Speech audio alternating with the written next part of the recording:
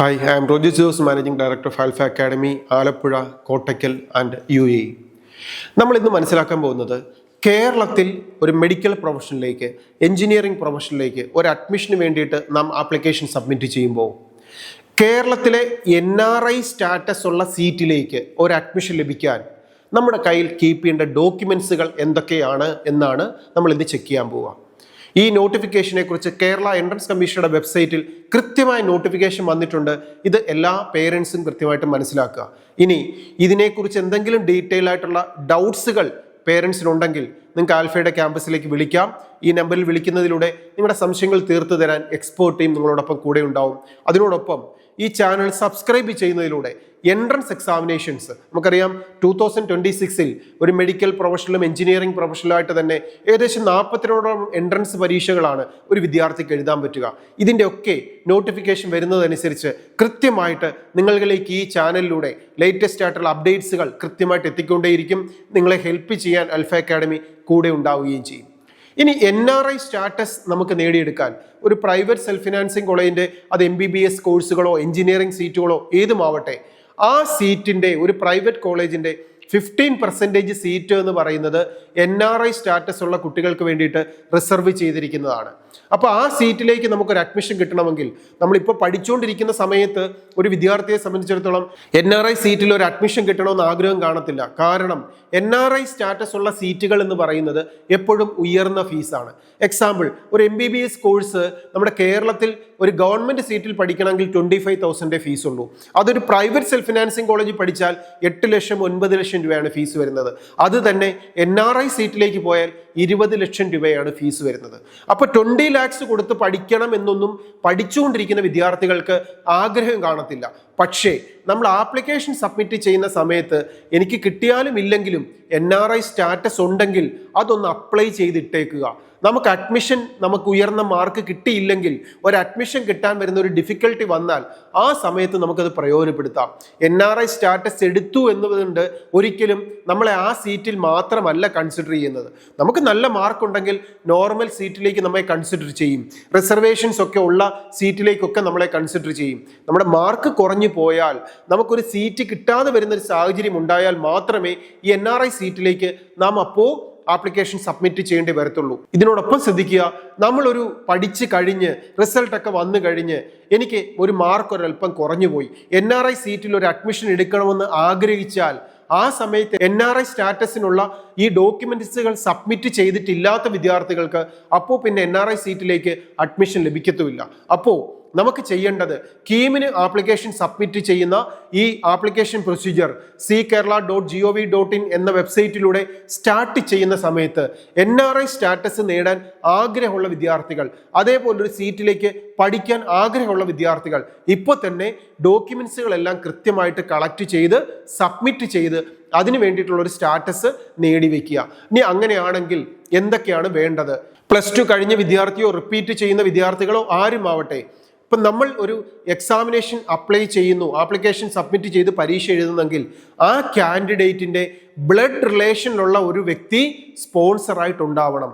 അത് അച്ഛനോ അമ്മയോ ബ്ലഡ് റിലേഷനുള്ള ഒരു വ്യക്തിയോ സ്പോൺസറായിട്ട് മാറണം. ആ സ്പോൺസർക്ക് വേണ്ട സ്റ്റാറ്റസുകളുള്ള സർട്ടിഫിക്കറ്റുകളാണ് ഇവിടെ പറയുന്നത്.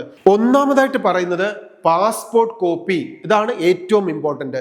രണ്ടാമതായിട്ട് അതിനോടൊപ്പം തന്നെ എന്ത് ചേർക്കുന്നു? Visa attested by the embassy or green card or overseas citizen India OCI card, ഇതുപോലുള്ളവർ documents of their respective sponsors.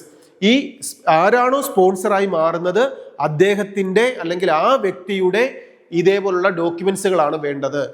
The job of the sponsor should be mentioned in any of the above documents. The validity of the visa should up to closing date of the application. ഈ 2 കാര്യങ്ങൾ ഏറ്റവും important ആണ്. നമുക്ക് അദ്ദേഹത്തിന് ഒരു job ഉണ്ട് എന്നുള്ളത് കൃത്യമായി പ്രിന്റ് ചെയ്തിട്ടുള്ള ഒരു ജോബ് വിസ കാർഡ് ആയിരിക്കണം ആ സ്പോൺസർക്ക് ഉണ്ടാവേണ്ടത്. രണ്ടാമതായിട്ട് ഇതിൻ്റെ വാലിഡിറ്റി എന്ന് പറയുന്നത് ഈ വിദ്യാർത്ഥിക്ക് അഡ്മിഷൻ കിട്ടുന്ന സമയത്ത്, ഇപ്പോൾ ആപ്ലിക്കേഷൻ സബ്മിറ്റ് ചെയ്ത സമയത്ത് മാത്രം പോരാ, എൻട്രൻസ് എക്സാമിനേഷൻ എഴുതി റിസൾട്ട് പബ്ലിഷ് ചെയ്ത് അഡ്മിഷൻ പ്രൊസീജിയർ കംപ്ലീറ്റ് ചെയ്യുമ്പോൾ 2026 നവംബർ ഡിസംബർ ഒക്കെ ആവും. അതായത് ഇനി ഒരു വർഷത്തേക്കെങ്കിലും കൂടുതൽ അഡ്മിഷൻ പ്രൊസീജിയർ നടക്കുന്ന സമയം വരെയെങ്കിലും വാലിഡിറ്റി ഉള്ള ഒരു വിസയുള്ള ഒരു എംപ്ലോയബിലിറ്റി സർട്ടിഫിക്കറ്റ് ഉള്ള ഒരു സ്പോൺസർ ആയിരിക്കണം ഇവിടെ സ്പോൺസറായിട്ട് മാറേണ്ടത്. ഈ കാര്യങ്ങൾ പ്രത്യേകം ശ്രദ്ധിക്കുക. ഇനി രണ്ടാമതായിട്ട് വേണ്ടത് employment certificate of the sponsor attested by the embassy consulate authorities in case the employment of the sponsor is not mentioned in the documents such as passport copy and visa attested by the embassy green card overseas citizens of the India OCI. അപ്പോൾ ഒരു employability certificate നിർബന്ധമായിട്ടും ഉണ്ടാവണം. ഈ കാര്യം പ്രത്യേകം ശ്രദ്ധിക്കുക. മൂന്നാമതായിട്ട് നമുക്ക് വേണ്ടത് റിലേഷൻഷിപ്പ് സർട്ടിഫിക്കറ്റ് ആണ്. ഈ റിലേഷൻഷിപ്പ് സർട്ടിഫിക്കറ്റിനെ കുറിച്ചുള്ള details the sponsor and the student to be issued by the revenue അതോറിറ്റീസിന്റെ കയ്യിൽ നിന്ന് കളക്ട് ചെയ്യുന്ന സർട്ടിഫിക്കറ്റ് ആണ് വേണ്ടത്. അത് ഇനി ഫാദറോ മദറോ അല്ലാത്തൊരു വ്യക്തി സ്പോൺസറായി മാറുന്നുണ്ടെങ്കിൽ, ബ്ലഡ് റിലേഷനിലുള്ള ഒരു വ്യക്തി ആണെങ്കിൽ ആ വ്യക്തിയെക്കുറിച്ചുള്ള റിലേഷൻഷിപ്പ് പ്രൂവ് ചെയ്യുന്ന സർട്ടിഫിക്കറ്റ് ആണ് ഇതിനോടൊപ്പം നാം കളക്ട് ചെയ്ത് നമ്മുടെ കയ്യിൽ കീപ്പ് ചെയ്യേണ്ടത്. നാലാമതായിട്ട് വേണ്ടത് അഫിഡവിറ്റ് സർട്ടിഫിക്കറ്റ് ആണ്. 200 രൂപയുടെ ഒരു മുദ്രപത്രത്തിൽ നോട്ടറിയെ കൊണ്ട് അറ്റസ്റ്റ് ചെയ്യിക്കുന്ന അഫിഡവിറ്റ്. ഈ അഫിഡവിറ്റ് എന്ന് പറയുന്നത് ഈ കാൻഡിഡേറ്റിന് എഡ്യൂക്കേഷൻ പർപ്പസിന്, ഹോസ്റ്റൽ ഫെസിലിറ്റിക്ക്, മുന്നോട്ട് വരുന്ന എക്സ്പെൻസുകൾക്കുള്ള എല്ലാ എമൗണ്ടുകളും കൃത്യമായിട്ട് ഈ സ്പോൺസർ സബ്മിറ്റ് ചെയ്തു കൊള്ളാം എന്നുള്ള അഫിഡവിറ്റ് ആണ് ഇതിനോടൊപ്പം സബ്മിറ്റ് ചെയ്യേണ്ടത്. അപ്പോൾ ഈ സർട്ടിഫിക്കറ്റുകളെല്ലാം കൃത്യമായി എൻട്രൻസ് കമ്മീഷനുടെ വെബ്സൈറ്റിലെ നോട്ടിഫിക്കേഷൻ നോക്കി മനസ്സിലാക്കി കളക്ട് ചെയ്ത് വെക്കുക. നിങ്ങൾക്ക് എന്തെങ്കിലും സംശയങ്ങൾ ഉണ്ടെങ്കിൽ ആൽഫയുടെ ക്യാമ്പസിലേക്ക് വിളിക്കാം. ഇനി ഇതിനോടൊപ്പം തന്നെ മനസ്സിലാക്കുക, ഈ സമയത്തൊക്കെ തന്നെ വിദ്യാർത്ഥികൾ നന്നായിട്ട് പഠിക്കണം. NRI സീറ്റ് മാത്രമായിട്ട് നമ്മൾ ഫോക്കസ് ചെയ്തിരിക്കരുത്. നമുക്കൊരു നോർമൽ സീറ്റ് തന്നെ അഡ്മിഷൻ കിട്ടത്തക്ക രീതിയിൽ നന്നായി പഠിച്ച് മുന്നോട്ട് പോവുക. ഈ പഠിക്കുന്ന സമയത്തൊക്കെ നിങ്ങളെ ഹെൽപ്പ് ചെയ്യാനും ആൽഫ അക്കാഡമി കൂടെയുണ്ട്. ഒരു ഓൺലൈൻ സപ്പോർട്ട് കൂടി, ആപ്പോട് കൂടി ഏത് വിദ്യാർത്ഥിക്കും വീട്ടിലിരുന്ന് അല്ലെങ്കിൽ വിദേശ രാജ്യത്ത് എവിടെയാണെങ്കിലും ഇരുന്ന് പഠിക്കാനുള്ള സൗകര്യങ്ങൾ ആൽഫ അക്കാഡമി ഒരുക്കുന്നുണ്ട്.